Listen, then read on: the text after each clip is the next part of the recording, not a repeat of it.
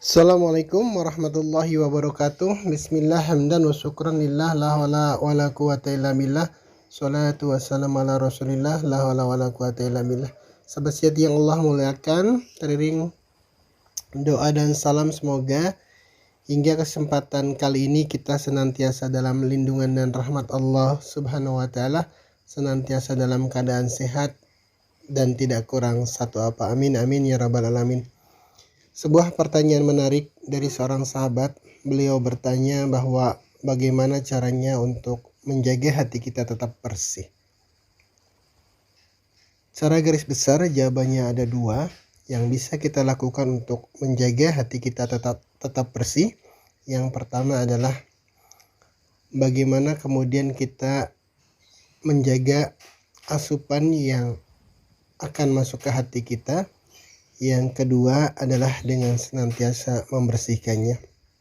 Analoginya seperti ini, ketika rumah kita, lantai rumah kita itu sudah kita bersihkan, sudah kita sapu, tapi tetap akan selalu ada debu dan kotoran yang masuk ke dalamnya. Partikel atau debu seperti tidak terlihat tapi nyata adanya, sehingga kemudian lantai yang bersih sekalipun suatu saat, suatu ketika akan kotor lagi oleh debu-debu yang masuk melalui angin, masuk dibawa oleh kaki kita, masuk dengan perantara lainnya, sehingga kemudian lantai kita menjadi kotor. Dan untuk membersihkannya tentu kita harus menyapunya lagi, harus mengepelnya lagi.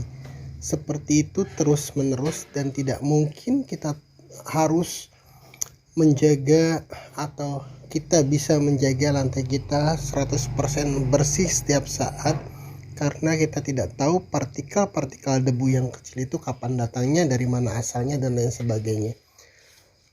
Demikian pun hanya dengan hati kita.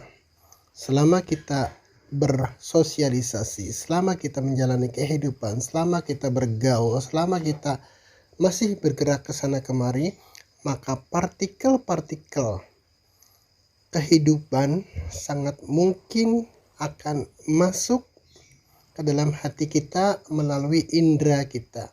Mungkin kita mendengar perkataan yang kurang baik dari media sosial atau media massa. Mungkin kita mendengar hal-hal yang tidak baik ketika kita berkumpul dengan komunitas kita, dengan teman kita, dengan karib kita, dan lain sebagainya. Apa yang kita konsumsi akan masuk ke dalam hati kita melalui indera kita.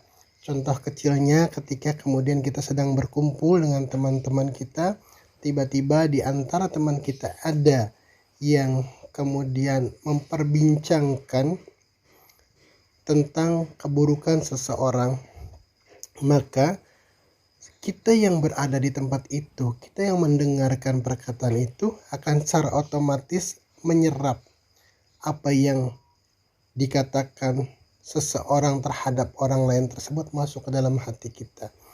Ketika kemudian kita tidak sadar, kemudian kita tidak waspada, maka ungkapan atau pembicaraan teman kita tentang kejelekan seseorang tersebut akan masuk menjadi partikel, menjadi polusi yang akan mencemari hati kita. Satu, debu kebencian akan tumbuh di hati kita. Satu lagi, perasaan tidak nyaman akan muncul di hati kita. Satu lagi, kemudian kita pun akan terbawa untuk memiliki penilaian yang sama terhadap orang yang diperbincangkan tadi, bahwa dia tidak baik, bahwa dia orangnya begini, bahwa dia orangnya begitu, dan lain sebagainya. Akumulasi hal-hal yang tidak baik yang kita dengar, yang kita lihat, inilah kemudian akan mengotori hati kita sebagaimana debu-debu mengotori lantai kita. Jadi kalau lantai kita tidak ingin terlalu banyak debunya, maka kita harus rajin-rajin menjaganya? Pertama tentu mengurangi potensi masuknya debu ke dalam rumah kita, kemudian juga lagi sering-sering membersihkannya. Hati kita pun demikian, kita harus menjaga sedemikian rupa asupan yang akan dikonsumsi oleh hati kita. Usahakan kita tidak terlalu sering kemudian bergaul dengan orang-orang yang suka bergunjing, suka bergibah, suka membicarakan kejelekan orang lain dan sebagainya. Kemudian batasi asupan berita kita dari media massa yang sekiranya tidak berguna, tidak bermanfaat bagi kita tinggalkan.